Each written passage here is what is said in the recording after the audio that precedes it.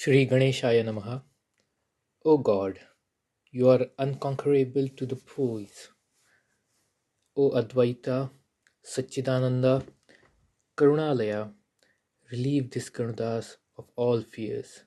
I am a fallen, poor sinner and without any authority. Thus I am entirely helpless. But great people often help the poor. Look, Lord Shankar has applied ash to his body. The smallness of the smalls does not degrade the great ones. So, with this understanding, let this Kanudas be at your feet. Mother fulfills all desires of her child. I am at your mercy. Do whatever you like, but be kind to me. All my aspirations depend on you. While in Shegaon, hundreds of people started coming to Maharaj for his darshan. His reputation spread far and wide. But Shri Gajanan Maharaj wanted to keep away from them all. So he used to wander in forests for months without giving anybody any knowledge of his movements. During his wanderings, once he went to Pimpalgaon. There was a temple of Lord Shiva in the forest near Pimpalgaon. Shri Gajanan went there and sat in Padmasan Mudra. There was a small stream near the temple where cowherd boys came with cattle.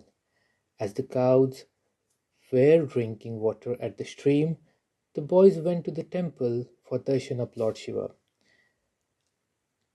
They saw Shri Gajanan Maharaj sitting there with closed eyes and were surprised. They used to visit the temple but never saw anybody sitting there like Shri Gajanan. Some of them sat before him, but the saint did not open his eyes, nor did he speak anything. The boys could not understand the reason of his sitting like this. Maybe, they thought, that he is tired and unable to open his mouth and eyes. Some of them thought him to be hungry, and so they put some bread before him and started moving him. Even then, there was no response from the saint. It was all surprise for them. The boy said that he was not dead since he was in sitting position and his body was warm. Another possibility that occurred to them was that he might be a ghost. Some, however, argued that a ghost couldn't come near Lord Shiva. Then they thought that he might be a god from heaven, and with this idea coming to their minds, they thought themselves fortunate to get the darshan of God. So they decided to offer him puja and brought water and flowers, washed his feet, put flowers on his head, and some bread and onions before him as Naivedyam. They performed bhajan sitting there for some time. In their joy of bhajan, they suddenly remembered that their going home late might create anxiety among elders, and the parents even may come out in search. Moreover, the calves might also be lowing for the mother cows. So they returned home immediately and narrated everything about that saint to the elders. Next morning, the villagers came to the temple and saw the saint sitting in the same position without touching the bread that was offered to him the previous day. Some said that he must be a yogi, while others thought that Lord Shiva himself might have come out of Lingam to give them darshan. They, however, were unanimous on one point, that the saint was in deep samadhi and should not be disturbed till he comes out of the trance. They remembered that in Bengal, Saint Jalandhar was in samadhi for full 12 years. Then a palanquin was brought, the saint put it in it, and brought to Pimpalgaon with great fanfare of procession, and on the way gulal and flowers were scattered on him. After reaching Pimpalgaon, he was ceremoniously put on a raised seat in Lord Hanuman temple. That day also passed, but the yogi did not come out of trance. Next day, villagers decided to sit in prayers, observing complete fast till he comes out of the trance, and surprisingly, the saint immediately opened his eyes and came out of the samadhi. The jubilant villagers prostrated before Shri Gajanan as a mark of respect and offered him sweets and food. The news of Shri Gajanan spread to near about villages. Next Tuesday, people of Pimpalgaon went to Shegaon for bazaar or shopping and incidentally told the people over there that they too had gotten a saint at Pimpalgaon who is God incarnate. The news spread in Shegaon and reached Pankatlal as well, who immediately went to Pimpalgaon along with his wife. With folded hands, he said to Shri Gajanan Maharaj, "You had promised to return soon, but it is now more than a fortnight since you left Shegaon. Shegaon is lifeless without you, and all are anxious to see you back. I have brought the cart for you, so let us go back to Shegaon. It is not good to separate a child from his mother. Because of your absence, many regular visiting devotees might not have taken food, and despite this, if you don't come to Shegaon, I'll kill myself."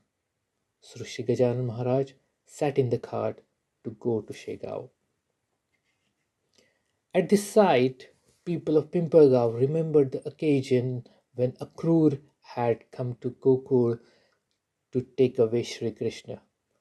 They thought of Bankatlal as Akrur, who, however, told them that Shri Gajanan Maharaj was not going far away as he would stay in Shegaon only, and they could very well come there whenever they liked.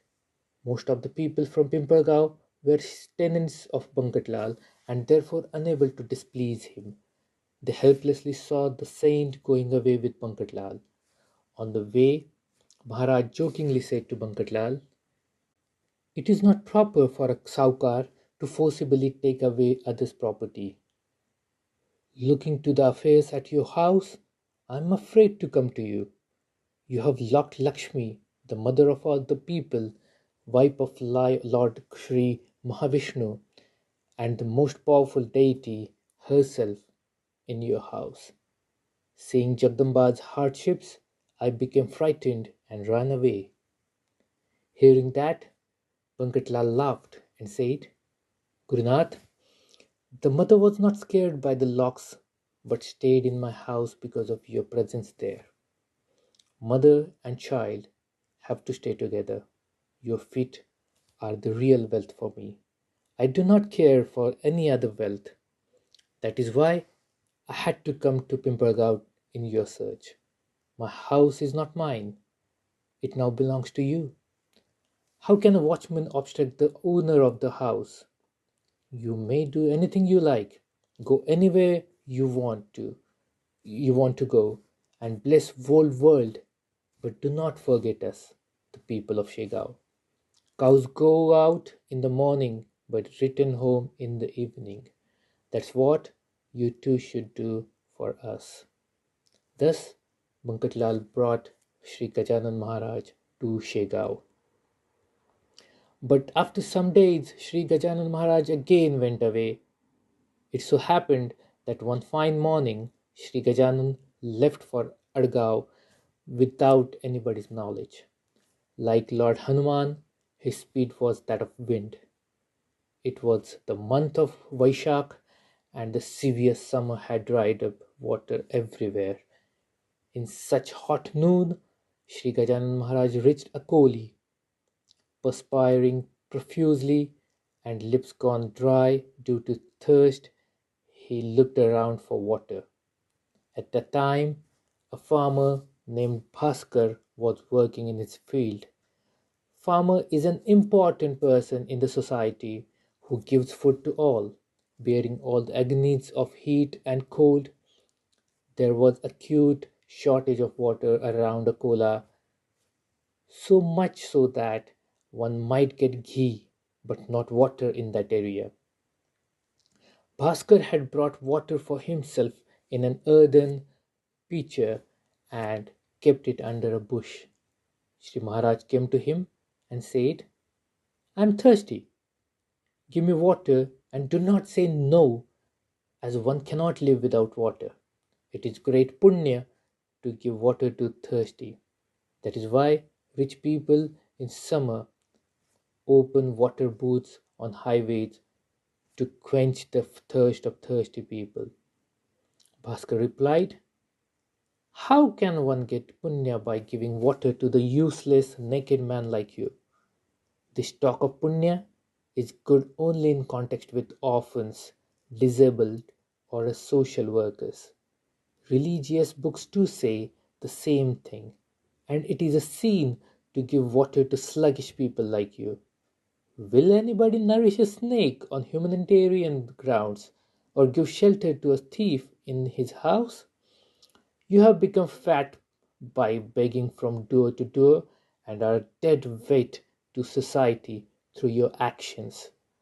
I have brought the pitcher of water on head for me and not for you. I will not give water to you. Go away immediately from here, you rascal.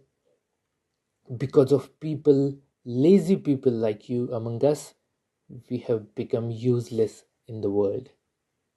Hearing Bhaskar, Shri Maharaj smiled and went away. He saw one well at some distance and went there. Seeing him go to that well, Bhaskar shouted loudly, saying, do not go to that well. It is dry. There is no well with water within 2 miles of radius. Maharaj said, it is true, but I'll try to get water in it. When people like you are suffering, I must do something in the interest of society. God will help me if my intentions are honest. Saying so, Shri Maharaj went to well and peeped into it.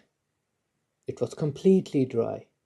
In a dejected mood, he sat on a nearby rock under the tree, closed his eyes, meditated for some time, and solemnly implored the Almighty to give water to the village. Shri Maharaj said, O God, Vaman, Vasudev, Pradyumna, Raghav, Vitthal, Narhari, the people of Akoli are worried for water. There is not a drop of water left in any of the wells in the village. All human efforts have failed. So now you come to their rescue. You can do even impossible things. O Panduranga, you have saved cats in the burning furnace. You have appeared out of pillar to honor the words of Prahlad. O Vaishwanar, you have swallowed 12 villages in Gokul. O Murari, you lifted up a mountain on your fingertip. You became a Mahar for Damaji Pant. You did the work of Chokha Mera and protected the birds of South Amari. You had created water for Ramdev in the dry land of Marwad. If you wish, anything can be done. After such imploration of Almighty, a powerful spring burst in the well in minutes, and it was full of water. The might of God is unlimited, enabling him to do anything that is desired. Shri Gajanan drank water from the well and quenched his thirst. Bhaskar saw it and could not believe his eyes. He knew that the well contained not a drop of water for last 12 years, and now it was full of water. How could it happen? It meant that this man was not ordinary, useless person, but must be a great saint. Bhaskar, realizing his fault, left his field, went running to the saint, and fell to his feet. He said, O good man, Kindly pardon me. I am an ignorant child of yours. Please be kind to me. Not knowing your real self, I insulted you. I regret for it now. Please excuse me. Milkmaids at times insulted Lord Krishna, but he never took it seriously. O kind-hearted God, your external appearance has deceived me. With this act of miracle, you have freed me of ignorance and manifested your true self. I now realize your power by this creation of water. Now I'll never leave your feet, and you, as a mother, should not desert this child of yours.